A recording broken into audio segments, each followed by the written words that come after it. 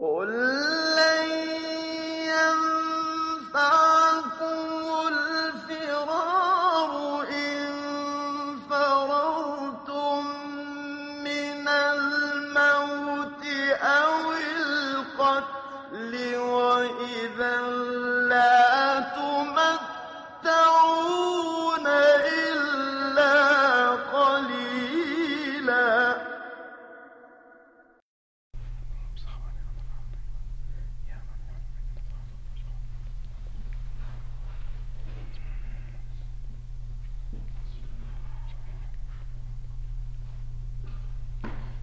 لا حول ولا قوة إلا بالله العلي العظيم. أعوذ بالله من الشيطان اللعين الرجيم. بسم الله الرحمن الرحيم. الحمد لله والصلاة والسلام على رسول الله وعلى آله آل الله لا سيما بقية الله ولعنة الله على أعدائهم عاد الله من يوم هذا إلى لقاء الله. أما بعد فقد قال الله في كتاب حكيم. بسم الله الرحمن الرحيم. ولا جناح عليكم فيما أردتم به من خطبة النساء أو أكننتم في أنفسكم علم الله أنكم ستذكرونهن ولكن لا توعدهن سرا إلا أن تقولوا قولا معروفا. صدق الله العلي العظيم. صلی علی محمد وآل محمد. سب سے پہلے مومنین کو میں امام زمان کی ولادت کی بہت بہت مبارکباد پیش کرتا ہوں. خدا بند کریم سے دعا ہے کہ جلد سے جلد امام کا ظہور ہو. حالات اس طرح کے بنتے جا رہے ہیں کہ انشاءاللہ ظہور قریب ہے اور اللہ سبحانہ وتعالیٰ ہماری آنکھوں کے سامنے امام کا ظہور کرائے اور ہم کو ان کا صحابوں میں شمار کرے. تو یہ سلسلہ جو چل رہا ہے تفسیر قرآن کا، یہ 235 آیت پڑھنے کا شرف حاصل کرا میں نے. یہ جو آیت ہے یہ اس سلسلے میں ہے کہ جب بیواؤں کی جو عدت کی جو مدت ہے اس کے بارے میں اللہ سبحانہ تعالیٰ فرما رہا ہے کہ اگر شادی کی بات ان سے آگے چلانا ہے تو اس بارے میں آیت ہے. ولا جناح علیکم ان طلقتم ولا جناح علیکم فیما عرضتم به من خطبۃ النساء. تم کو اس بات کا کوئی گناہ نہیں. فیما عرضتم به، جبکہ تم عرضتم کس کو کہا جاتا ہے کہ اشارتاً بات کی جائے. بیوہ اگر ہے اور اس کی عدت چل رہی ہے تو اللہ سبحانہ وتعالیٰ کہتا ہے کہ ولا جناح علیکم، تم کو اس بات کا گناہ نہیں. فیما عرضتم به من خطبۃ النساء، کہ تم اگر اشارتاً ان سے خطبہ کس سے بنا ہے؟ خطبہ اس کو کہتے ہیں میرج پروپوزل کو. میرج پروپوزل کو خطبہ کہا جاتا ہے. عرضتم مطلب اشارتاً کہا جائے میرج پروپوزل. فیما عرضتم به من خطبۃ النساء، کہ اگر تم حالت عدت میں ان سے بیواؤں سے اشارتاً شادی کی بات کرو تو اس پہ تمہارا کوئی گناہ نہیں ہے. او اکننتم فی انفسکم، یا تم اس کو اپنے دل میں مخفی رکھو. یا اگر تمہارے دل میں خواہش آ رہی ہے ان سے نکاح کی، کیونکہ اسلام فطرت کا مذہب ہے. فطرت انسان کی ہوتی ہے کہ ہاں ایک بیوہ ہے عدت میں، ہو سکتا ہے کہ خواہش ہو نکاح کی، اگر آپ اس کو مخفی رکھیں گے تو اس پہ گناہ نہیں ہے. یا اگر آپ اس سے شادی کا پروپوزل انڈائریکٹلی رکھیں گے تو اس پہ بھی کوئی گناہ نہیں ہے. تفسیر میزان میں ذکر ہے کہ امام صادق علیہ السلام سے اللہم صلی اللہ علیہ وسلم یہ منقول ہے کہ کس طرح سے اشارتاً بات کی جا سکتی شادی کی.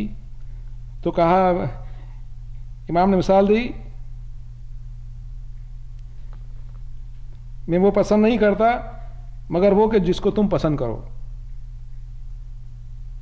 یا یہ کہہ دیں کہ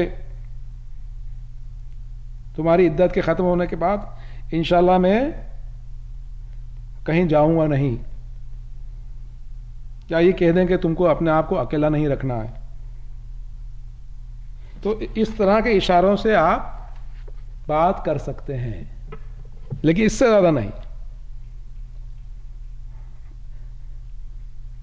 یا اس کو او اکننتم فی انفسکم، یا اپنے دل میں اس کو چھپا کے رہو.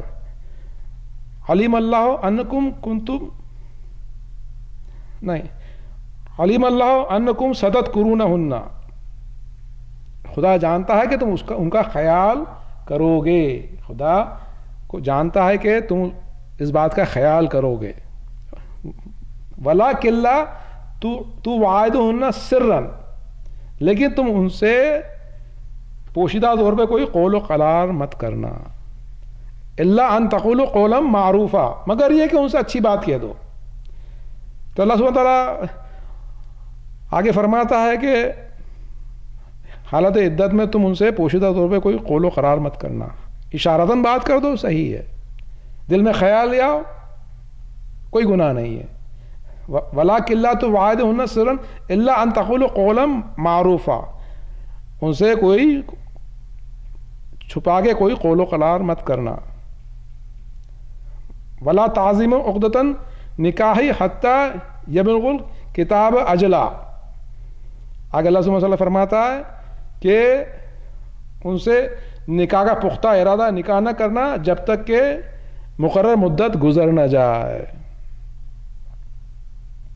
وَاعْلَمُوا أَنَّ اللَّهَ يَعْلَمُ مَا فِي أَنفُسِكُمْ فَاحْذَرُوا وَاعْلَمُوا أَنَّ اللَّهَ غَفُورٌ حَلِيمٌ.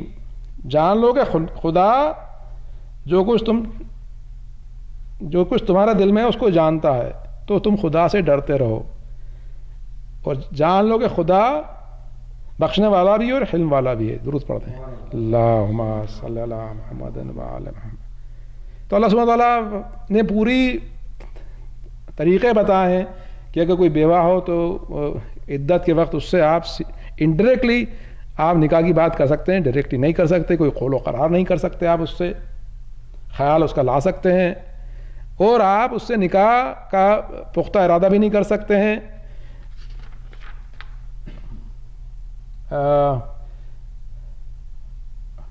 فقہ کے حساب سے کوئی اگر عدت کے دوران نکاح کر لے تو وہ نکاح باطل ہوتا ہے، اور اگر جان بوجھ کے نکاح کر رہا ہے تو عورت ہمیشہ کے لیے حرام ہو جاتی ہے، کیونکہ آپ نے جان بوجھ کے خدا کے حکموں کی نافرمانی کی ہے. آگے کی جو آیت ہے وہ طلاق کے بارے میں. لا جناح علیکم ان طلقتم النساء ما لم تمسہن او تفریضہن فریضہ ومتعہن علی الموسع قدرہ وعلی المقتر قدرہ متاع بالمعروف حقا علی المحسنین. اللہم صلی علی محمد وعلی محمد.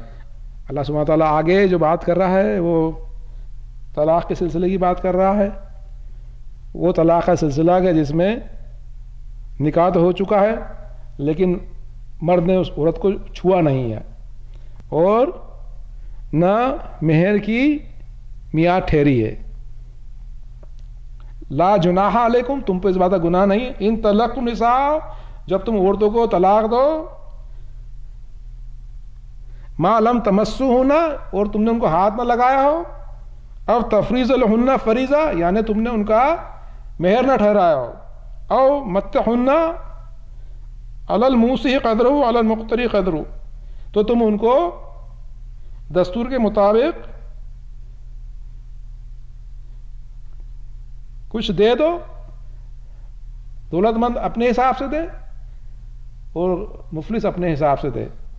متاع بالمعروف، متاع بالمعروف مطلب دستور کے حساب سے ان کو خرچ دے دو. حقا علی المحسنین، یہ نیکی کاروں پر ایک طرح کا حق ہے. تو اس کی تفسیر اس طرح بیان کی جاتی ہے کہ جب نکاح تو ہو گیا، اگر ہاتھ نہ لگایا ہو عورت کو اور مہر نہ ٹھہرا ہو، تو اگر طلاق ہو رہی ہے تو اس وقت یہ گناہ نہیں کہ آپ اس کو چھوڑ دو، لیکن اس میں یہ ہے کہ آپ چونکہ مہر ٹھہرا نہیں ہے اور نہ آپ نے ہاتھ لگایا تو اس میں آپ ایک دستور کے مطابق کچھ دے دو. دولت مند اپنے حساب سے دے، غریب اپنے حساب سے دے، تاکہ کیا ہے کہ عورت پہ جو صدمہ لگا ہے کہ نکاح ہوا تھا ٹوٹ گیا، اس صدمے کو سے ہٹنے کو جو کہ سخت جو اس کا سائیکولوجیکل افیکٹ پڑا ہے، تو آپ ایک اس کو گفٹ دیں آپ، دولت مند اپنے حساب سے گفٹ دے، غریب اپنے حساب سے گفٹ دے.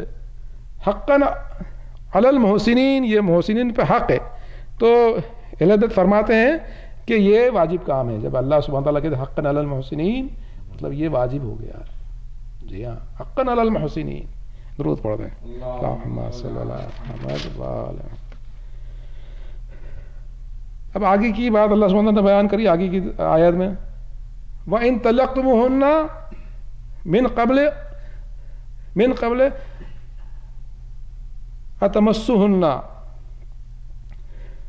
وقد فرضت لهن فريضة فنصفه ما فرضتم الا ان يعفو او يعفو الذي بيده عقدة النساء وان تعفوا اقرب للتقوى ولا تنسوا فضل بينكم ان الله ان اللہ بما تعملون بصیر.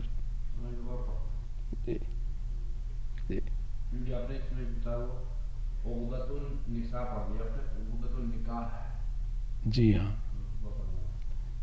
تو اللہ سبحانہ تعالیٰ آگے کی آیت میں فرماتا ہے کہ وَإِن طَلَّقْتُمُوهُنَّ مِن قَبْلِ أَن تَمَسُّوهُنَّ وَقَدْ فَرِضْتُ لَهُنَّ فریضہ فنصفه ما فرضتم الا ان يعفوا او يعفو الذي بيده عقدة النكاح وان تعفوا اقرب للتقوى ولا تنسوا الفضل بينكم ان الله بما تعملون بصير. اللهم صل على محمد وآل محمد. اس میں اللہ سبحانہ تعالیٰ آگے کی بات کر رہا ہے. وَإِن طَلَّقْتُمُوهُنَّ، جب تم کو طلاق دو، من قبل ان تمسوهن، اس سے پہلے کہ تم نے ان کو ہاتھ لگایا ہو، وقت فرضت لہن فریضہ، اور تم نے ان کا مہر ٹھہرا دیا ہو. تو اس کے اندر مہر ٹھہر چکا ہے لیکن عورت کو ہاتھ نہ لگایا گیا تھا. تو اس سلسلے میں فنصفہ ما فرضتم، تو جو کچھ تم نے ٹھہرا تھا اس کا آدھا دے دو. فنصفہ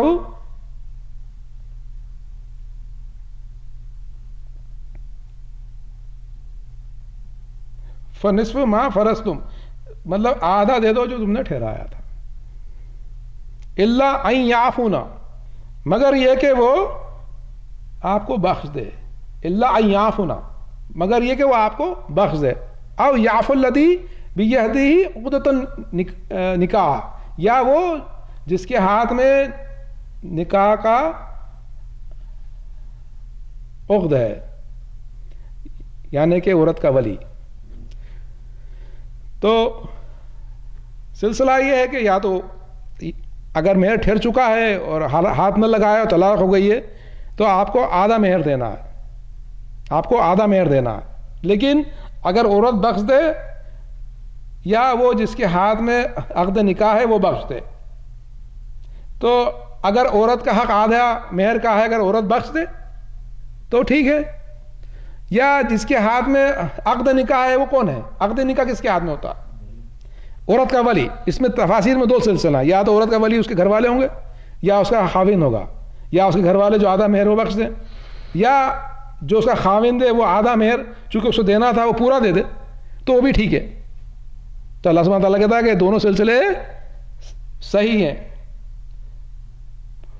پھر اللہ سبحانہ تعالیٰ فرماتا وَأَن تَعْفُوا اقرب للتقوی، اگر تم بخش دو تو یہ پرہیزگاری کے قریب ہے. ولا تنسوا الفضل بینکم، اور تم آپس میں بھلائی کو فراموش نہ کرنا.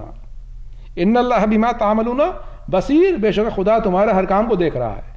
تو اللہ سبحانہ تعالیٰ چاہتا سلسلہ ایسا چلے کہ ایک اچھے ماحول میں سلسلہ چلے، کہ اگر ایک بار مہر ٹھہر چکا تھا آدھا مہر دیں، عورت چاہے اس کو بخش دے، آدھا جو بچا وہ بخش دے، یا اس کا ولی بخش دے. ولی میں دونوں شمار ہوتے ہیں، یا تو اس کے گھر والے کہیں کہ ہم کو نہیں چاہیے تمہارا آدھا مہر، یا پھر خاوند کہے کہ میں تمہیں پورا مہر دے دیتا ہوں. دونوں باتیں صحیح ہیں. پھر اللہ کے سبحانہ اللہ فرماتا ہے ان تعفوا اقرب للتقوی، اگر تم بخش دو تو وہ پرہیزگاری کے قریب ہے. ولا تنسوا الفضل بینکم، آپس میں بھلائی کرنے کو فراموش نہ کرنا. ان اللہ بما تعملون بصیر، خدا تمہارے ہر کام کو دیکھ رہا ہے. اللہ تعالیٰ چاہتا ہے کہ آپ لوگوں پر فضل کریں، کرم کریں، ایک دوسرے سے اچھے رہیں. آپ جب ڈیورس ہو رہی تو آپ ہارڈ فیلنگ لے کے نہیں آئیں، ایک تکلیف میں نہ آئے، بلکہ ایک دوسرے پہ احسان کریں. مطلب اللہ تعالیٰ طلاق کو تکلیف دہ نہیں بنانا چاہتا ہے، تو طلاق کو ایک آسانی کا سلسلہ بنانا چاہتا ہے تاکہ جب ایک دوسرے جدا ہوں تو اچھے خیال لے کے جائیں. درود پڑھ دیں. اللہم صلی علی محمد وعلی محمد. حافظوا علی الصلوات والصلاۃ الوسطی وقوموا للہ قانتین. حافظوا علی الصلوات والصلاۃ الوسطی وقوموا للہ قانتین. نماز کی پابندی کرو، خصوصاً بیچ کی نماز کی، اور خدا کے آگے اطاعت کے ساتھ کھڑے رہا کرا کرو. اللہ سبحانہ تعالیٰ نے اس کے اندر نماز کی بات کری کہ مسلمانوں کو کہا گیا ہے کہ پابندی کریں نماز کی. حافظ ہو مطلب اس کو حفظ کر کے رکھیں، حفظ کرے مطلب اس کو پکڑ کے رکھیں. حافظ علی الصلوات والصلاۃ الوسطی، اور خصوصاً بیچ کی نماز. وقوموا للہ قانتین. صلاۃ وسطی کون سا ہوتا ہے، بیچ کی نماز کون سی ہے؟ تفاسیر میں الگ الگ سلسلہ ہے.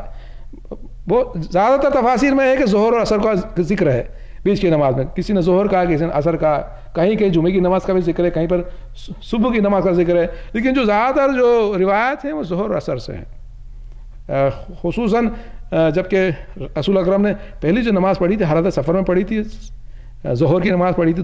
چونکہ سفر میں تھے تو 2 رکعت پڑھی تھی انہوں نے. کہا تھا کہ جو لوگ اپنے شہروں میں وہ جو گھروں میں 4 رکعت پڑھیں. اس طرح سے اللہ تعالیٰ نے نماز کا سلسلہ شروع کرا تھا. تو اس آیت کے نزول میں یہ بھی ہے کہ جب گرمی کے دنوں میں رسول اکرم جب نماز پڑھتے تھے ظہر کی یا عصر کی، تو گرمی اتنی ہوتی تھی کہ چند اصحاب آتے تھے، مشکل سے 1 یا 2 صفیں بھر آتی تھی. خصوصاً منافقین نہیں آتے تھے تو مومنین نے بھی آنا بند کر دیا تھا. تو حالت یہ ہوئی تھی کہ مشکل سے کچھ نمازی کھڑے ہوتے تھے. تو رسول اکرم کو بڑی تکلیف ہوئی. تو رسول اکرم نے کہا کہ اگر تم نہ آؤ گے، گھروں میں سوتے رہو گے، کیونکہ اس وقت لوگ چاہتے ہیں کہ دنیا پسند کریں، گھروں میں سو جائیں، گرمی میں کون آئے گا. تو رسول اکرم نے فرمایا کہ اگر تم نہ آئے جماعت میں تو تمہارے گھروں میں آگ لگا دوں گا. یہ رحمت العالمین کی فرما رہے ہیں. نماز اتنی بڑی ہے رحمت العالمین کے لیے. کیوں کہا صاحب سے کہ تم ادھر آؤ نماز پڑھنا، گھروں میں آگ لگا دوں گا؟ کیونکہ اللہ رسول اکرم چاہتے تھے کہ ان کو آخرت دکھائی جائے.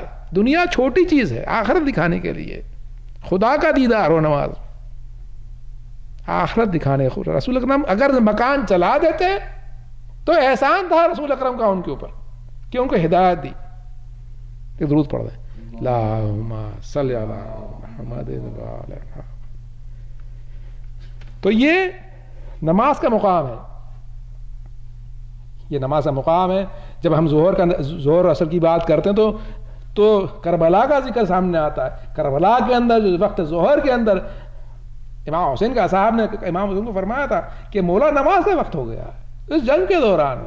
اور ہم کو خود معلوم عصر کی نماز امام حسین نے کس طریقے سے پڑھی ہے. یہ وہ نمازیں ہیں جو کہ اس آیت کی تفسیر بنتی ہیں. درود پڑھ دیں. اللہم صلی علی محمد وعلی فَإِنْ خِفْتُمْ فَرِجَالًا أَوْ رُكْبَانًا فَإِذَا أَمِنْتُمْ فَاذْكُرُوا اللَّهَ كَمَا عَلَّمَكُمْ مَا لَمْ تَكُونُوا تَعْلَمُونَ.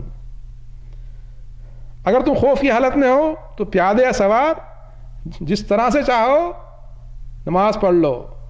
پھر تم اگر امن کی حالت میں ہو جاؤ تو خدا کو اس طریقے سے یاد کرو جیسا اس نے تمہیں سکھایا جو پہلے تم نہ جانتے تھے. اللہ سبحانہ تعالیٰ نے یہ آگے کی آیت نماز کے بارے میں نازل فرمائی ہے. یہ اس سلسلے کی ہے جب جہاد ہو، جب جنگ ہو تو اللہ سبحانہ تعالیٰ نے آسانی کری. مومنین نے کہا کہ تم پیدل یا سوار جس طریقے سے چاہو خدا کو یاد کر لو. یعنی اس وقت کیا ہے کہ آپ نیت کر لیں، تکبیر کے بعد نیت کر لیں اور اشارتاً نماز پڑھ لیں. آپ کو ضرورت نہیں کہ آپ سجدے میں جائیں اور رکوع میں جائیں، کیونکہ آپ اس وقت مشکلات میں ہیں. تو اللہ سبحانہ تعالیٰ نے آسانی کری ہے مومنین کے لیے. وہ کہا کہ جب خوف کی حالت چلے جائے تو مجھ کو اس طرح سے یاد کرو. فَاذْكُرُوا اللَّهَ كَمَا عَلَّمَكُمْ مَا لَمْ تَكُونُوا تَعْلَمُونَ. اس کو اس طرح یاد کرو جس طرح اس نے تمہیں سکھایا ہے جو تم پہلے نہیں جانتے تھے. صرف اگر مومن نماز کو دیکھ لے کہ اللہ سبحانہ تعالیٰ نے نماز کس طریقے سے سکھائی ہے اس کے لیے کافی ہے اللہ بھی مان لانا. درود پڑھ دیں. اللہم صلی علی محمد وآل محمد. تفسیر میں بیان کرا گیا ہے، پانچوں چھٹے امام سے منقول ہے کہ اگر تم جنگل میں ہو اور چوروں کا اور ڈاکوؤں کا اور وحشی جانوروں کا ڈر ہو تو بھی یہ آیت آپ پہ آتی ہے. آپ چاہیں تو سواری پہ بھی آپ نماز پڑھ سکتے ہیں. درود پڑھ دیں. اللہم صلی علی محمد وآل محمد. والذین یتوفون منکم ویذرون ازواجا وصیۃ لازواجہم متاعا الی الحول غیر اخراج فان خرجنا فلا جناح علیکم فیما فعلنا فی انفسہن من معروف واللہ عزیز حکیم. اللہم صلی علی محمد وآل محمد. جب تم میں سے جو مر جائیں اور عورتیں چھوڑ جائیں تو وہ یہ ان پر وصیت ہے، وہ وصیت کر جائیں کہ وہ گھروں سے نہ نکالی جائیں اور 1 سال کا ان کا نان نقفہ دیا جائے.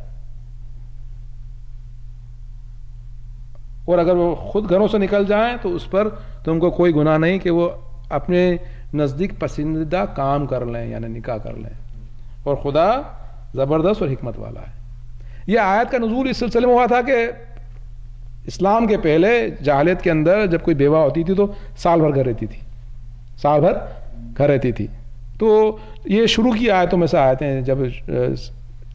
تو اس میں بھی وہی سلسلہ اللہ نے قائم رکھا کہ جب تم مر جاؤ تو یہ وصیت تم پہ لازم ہے کہ تم یہ وصیت کر کے جاؤ کہ 1 سال تک کا خرچ ان کا رکھا جائے اور 1 سال تک گھروں سے نہ نکالی جائے. اور اس کے بعد اگر وہ خود نکل جائیں تو تم پہ کوئی گناہ نہیں، کوئی نکاح کر لیں. لیکن یہ آیت بعد میں منسوخ اس طریقے سے ہو گئی جب یہ آیت جو عدت کی آیت نازل ہوئی بعد میں، جس میں کہ 4 مہینے 10 دن تک کہا کہ تم اپنے آپ کو روکی رکھو، اس کے بعد چاہو تو پسندیدہ کام کر لو. تو یہ آیت، یہ میں حوالہ کر رہا ہوں آپ کو تفسیر میزان سے، تو یہ آیت منسوخ ہو گئی. اور دوسری آیت جو سورہ نساء کی جو 12ویں آیت ہے جس کے اندر اللہ سبحانہ وتعالیٰ نے فرمایا کہ جب تم اپنی عورتوں کے لیے 1/4 یا 1/8 حصہ وراثت میں دے کے چلے جاؤ، اگر اس کی اولاد ہے تو 1/8 حصہ، اور اگر اولاد نہیں ہے تو 1/8 حصہ. تو وراثت کی جب آیت آئی تو جب وراثت ملتی ہے عورت کو مرد کی طرف سے تو پھر یہ 1 سال کا نان نقفے کا مسئلہ دور ہو جاتا ہے کیونکہ اس کو تو خود ہی وراثت مل رہی ہے. درود پڑھ رہے ہیں. اللہم صلی علی محمد. وللمطلقات متاع بالمعروف حقا علی المتقین. اور طلاق والی عورتوں کو بھی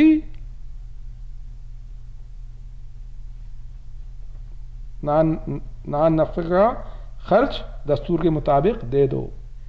نان نفقے کا خرچ دستور کے مطابق دے دو. یہ پرہیزگاروں پر ایک طرح کا حق ہے. تو یہ کون سے طلاق والی جس کے لیے اللہ تعالیٰ نے کہا کہ کچھ خرچ چھوڑ کے جاؤ؟ یہ وہ طلاق والی ہیں، وہ وہی ہیں جن کو کہ نکاح تو ہو چکا تھا لیکن نہ تو ان کو ہاتھ لگایا تھا نہ مہر ٹھہرا تھا.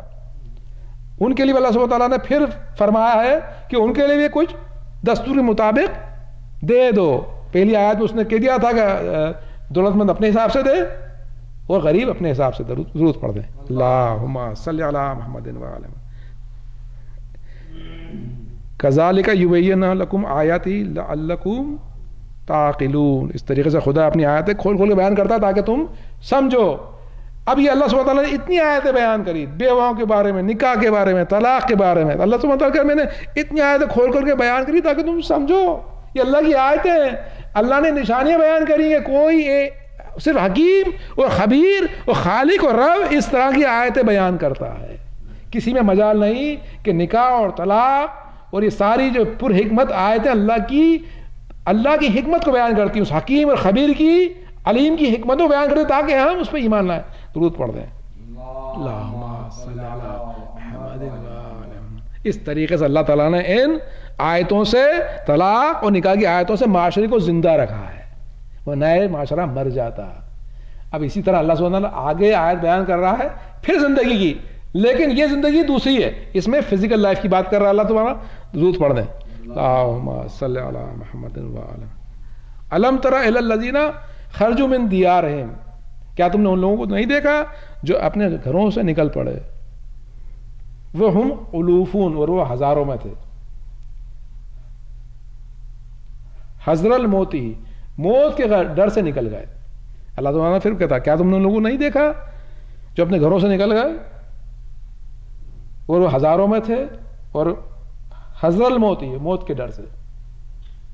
فقال اللہ موتوا ثم احیاهم ان اللہ لذو فضل علی الناس ولکن اکثر الناس لا یشکرون.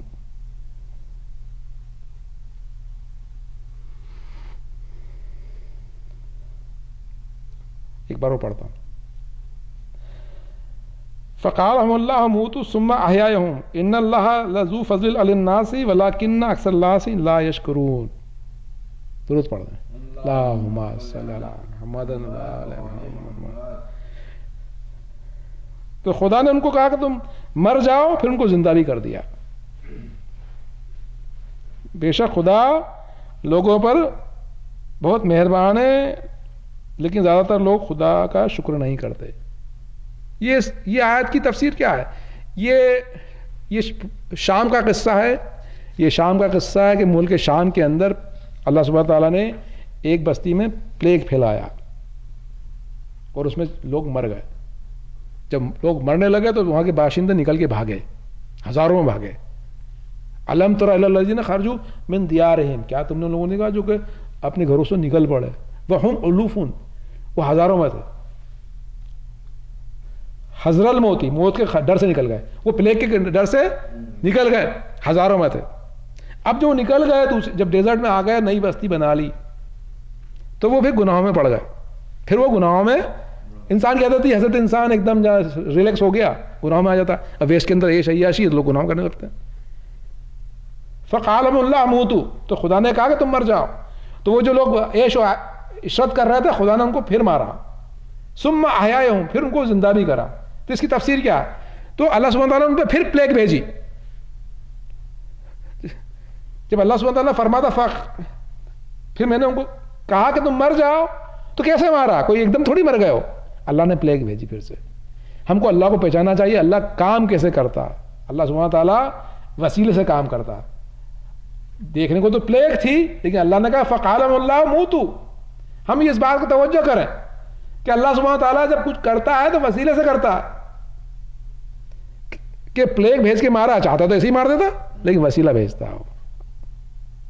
اللہ سبحانہ تعالیٰ کو ہم کو دیکھنا ہے اس دنیا میں تو وسیلے سے دیکھو. بغیر وسیلے کا اللہ سمجھ میں نہیں آئے گا. آپ کو جاب ملا گئی بڑا، اللہ نے دیا بھائی، یہ تھوڑی اس نے دیا ہے باس نے. ہم کو ہر چیز دکھتی ہے، اللہ نہیں دکھتا. ہماری مصیبت کے ہم وسیلے دیکھتے رہتے ہیں، اور اللہ نہیں دکھتا.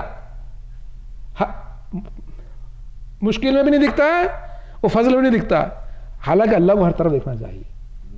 یہ آیا تھی کہ فقالهم اللہ موتوا، تو اللہ نے پلیگ بھیجی. بیکٹیریا آیا تھا، مطلب اللہ تعالیٰ کوئی وہ نہیں ہوتا کہ فرشتہ آگے بولا تھا کہ موتوا. مطلب ہمارے مسئلہ یہ ہے کہ جب اللہ کو ہم وسیلے سے نہیں دیکھتے. ہر چیز میں وسیلہ. اگر کسی کو کینسر ہو گیا، وہ 3 مہینے کی لڑکی لائی بتائی، تو اللہ تعالیٰ نے کہا، اللہ نے کہا حکم آ گیا، اللہ نے کہا کہ تم مر جاؤ. تو اللہ کو پہچانے ہم وسیلوں کے ذریعے. اگر ہم وسیلوں ذریعے نہ پہچانیں گے تو اللہ پہچان میں نہیں آئے گا. اسی طرح اہل البیت بھی وسیلہ ہیں. اگر آپ ان کے ذریعے آپ اللہ کو نہ پہچانو گے تو اللہ سمجھ میں نہیں آئے گا. درود پڑھ دیں. اللہم صلی اللہ محمد وعلی محمد. ثم احیاهم، پھر ہم نے ان کو زندہ بھی کر دیا. وہ زندہ کیسے ہوئے؟ پھر ثم احیاهم کیسے زندہ ہوئے؟ وہ بھی وسیلے سے زندہ ہوئے. کہ جب ان کی ہڈیاں گل گئیں، اور ایک پیغمبر تھے بنی اسرائیل کے، ان کا نام تھا اسقیل، حضرت اسقیل. جب وہ جا رہے تھے تو انہوں نے دیکھا کہ ہڈیاں پڑی ہوئی ہیں، تو ان کو بڑا ترس آیا. اللہ تعالیٰ نے ان پر الہام کرا، تو انہوں نے پانی لے کے آیا. اللہ نے الہام کرا ان کی بوسیدہ ہڈی پہ پانی چھڑکو اور دعا کرو، میں زندہ کر دوں گا. تو اللہ تعالیٰ نے جب ان کو زندہ بھی کرا تو وسیلے سے زندہ کرا، نبی کے وسیلے سے زندہ کرا، اور کہا کہ پانی چھڑکو. یہ نہیں کہا کہ زندہ ہو جا. ہر طرف اللہ وسیلہ بتاتا ہے، ہر طرف اللہ. ہاں، بغیر وسیلے کے اگر آپ کسی حوضے میں پڑھ رہے ہو تو اللہ تعالیٰ حوضے کو وسیلہ بنائے گا. یا اسکول جا رہے ہیں آپ، اللہ نے اسکول وسیلہ بنایا.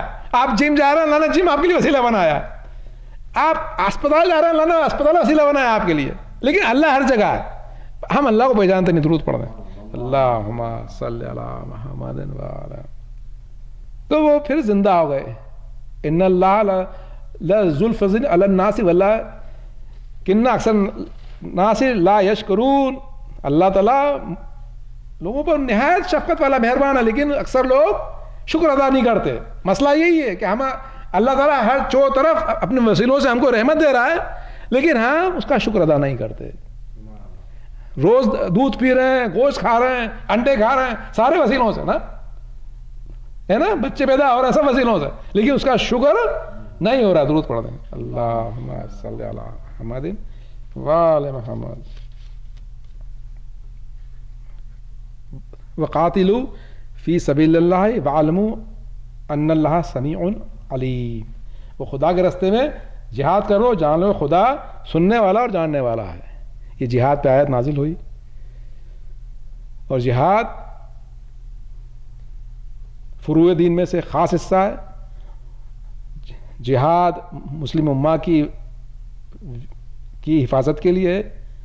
زیادہ تو جہاد ہوئے رسول اکرم کی زندگی میں وہ دفاع کے لیے تھے, دفاعی جہاد تھے تاکہ امت قائم رہے. لیکن ایک جہاد وہ بھی ہوتا ہے کہ جو صرف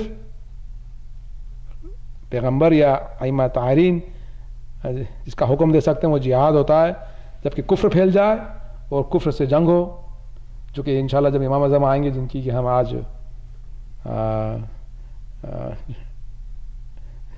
جن کا کہ ہم جشن منا رہے ہیں, جشن ولادت, جب وہ آئیں گے تو انشاءاللہ وہ جہاد کفاروں سے ہوگا. وہ ہوگا دین اسلام پھیلانے کے لیے, کیونکہ کفر اپنے آپ میں سب سے بڑی نجاست ہے اور سب سے بڑا ظلم ہے کہ کفر کے ذریعے آپ لوگوں کو ان کی ابدی زندگی سے روکو. اس سے بڑا کوئی فساد نہیں ہے. اگر آپ نے کسی کو قتل کر دیا, اس کی صرف اس دنیا کی زندگی آپ نے لی ہے, لیکن آپ نے پروپیگنڈے سے اور میڈیا سے لوگوں کو حق سے دور رکھا اور ان کی آخرت کو بگاڑا, اس سے بڑا کوئی فتنہ اور فساد نہیں ہے. درود پڑھ دیں اللہم صلی علی محمد وعلی. من ذا الذی یقرض اللہ قرضا حسنا. کون ہے کہ جو خدا کو قرض حسنا دے, فیضاعف له اضعافا کثیرا, تو اس کو اس کے لیے وہ کئی گناہ کر دے. واللہ یبقض و یبسط و الیہ ترجعون. خدا ہی اس کو گھٹاتا ہے اور بڑھاتا ہے اور تم کو اسی طرف لوٹ کے جانا ہے. درود پڑھ دیں اللہم صلی علی محمد وعلی محمد. اس کے اندر خدا نے قرض حسنہ کی بات کری ہے. اس میں کہا کہ کون ہے خدا کو جو قرض حسنہ دے. خدا اتنی بڑی بات کہی ہے, خدا کو قرض نہیں چاہیے, کائنات کی پوری ملکیت اس کے پاس ہے. مولا متقیان فرماتے ہیں اللہ تعالیٰ نے تم کو قرض حسنہ کی بات کہی ہے, لیکن پورے آسمان زمین کے خزانے اسی کے ہیں اور وہ غنی ہے, حمید ہے, لیکن اس نے تم کو اس لیے کہا ہے کہ تاکہ تم کو آزمائے کہ تم میں عمل کے حساب سے سب سے بہتر عمل کون کرتا ہے. درود پڑھ دیں اللہم صلی علی محمد وعلی محمد. قرض حسنہ سوسائٹی کی جان ہے. آپ جب اللہ کہتا منظر قرض حسنہ خود نہیں لیتا ہے, کہتا ہے مومنین کو دو جو کہ ضرورت مند مومنین ہے. چھٹے امام نے اس کے پاس ایک صحابی آیا, کہا کہ مولا ہماری جو بستی میں لوگ شیعہ رہتے ہیں. کہا اچھا شیعہ رہتے ہیں؟ کہا اچھا, تو کیا کہ کوئی دولت مند کیا غریب کو کچھ پیسے دیتے ہیں کیا؟ کہ مولا وہ تو نہیں دیتے. تو کہتا کہ ہمارا شیعہ وہ ہے کہ خود جا کے جیب سے غریب دولت مند کی جیب سے مال لے لے اور امیر اس کو منع نہ کرے. وہ ہمارا شیعہ ہے, وہ ہمارا شیعہ ہے. منظر یقرض قرضہ. کیوں ہے ایسا؟ جب تک کہ بھائی بھائی کے کام نہ آئے گا, مومن کا مومن پہ حق ہے, کام نہ آئے گا, صاحب زمان کی امت تیار نہیں ہوگی. جب تک کہ یہ جہاد کا جذبہ اور ایک دوسرے کی مدد کا جذبہ نہ ہوگا, امت تیار نہیں ہوگی. لشکر امام اعظم, یہ ہم 15 شعبان کا جشن جو پڑھ رہے ہیں, لشکر امام اعظم جبھی تیار ہوگا جبکہ ہم جہاد کے لیے تیار ہوں. وہ جہاد نفس. آج کا جہاد کیا ہے ہمارا؟ آج کا جہاد ٹیررزم نہیں ہے. آج کا جہاد کیا ہے؟ جہاد نفس ہے. آج کا جہاد کیا ہے؟ جہاد علم ہے. علم لے, لوگوں کو بلائیں دین کی طرف اور اپنا دفاع کریں. آج جو مرجوں نے جو جہاد کا حکم دیا ہے, آج آغا سیستانی نے جہاد کا حکم دیا, وہ دفاع کا جہاد ہے. کہ اگر ٹیررسٹ آپ پہ حملہ کریں, آپ جہاد کا, آپ دفاع کریں اپنا. یہ جو جہاد ہے, اس جہاد کو پوری انسانیت مانتی ہے. اس جہاد کو مسلمانوں کو, حق مسلمانوں کو ٹیررسٹ نہیں کہہ سکتا. آج اگر مرجوں نے جو حکم دیا ہے, اس کو پوری دنیا, یہی اہل بیت کی حکمت ہے. آج اگر آغا سیستان نے جہاد کا حکم دیا تو اس بات کو دنیا عزت کرتی ہے ان کے فتوے کی, کہ ہر کمیونٹی کی یہ حق ہے کہ وہ اپنے آپ کا دفاع کرے. یہ بھی اپنی طرح کا جہاد ہے کہ آپ دفاع کا جہاد کریں. یہ بھی جہاد ہے ہم علم لیں. یہ جہاد ہے کہ ہم مال سے ایک دوسرے کی مدد کریں. ہم خود دعا کرتے ہیں اللہ سبحانہ وتعالیٰ سے بحق محمد علیہ تعالی کہ ہم کو اس قابل بنا کہ ہم اس امت کے کچھ کام آئیں, اس قابل بنا کہ ہم امام کے لشکر میں شامل ہوں. اللہم صلی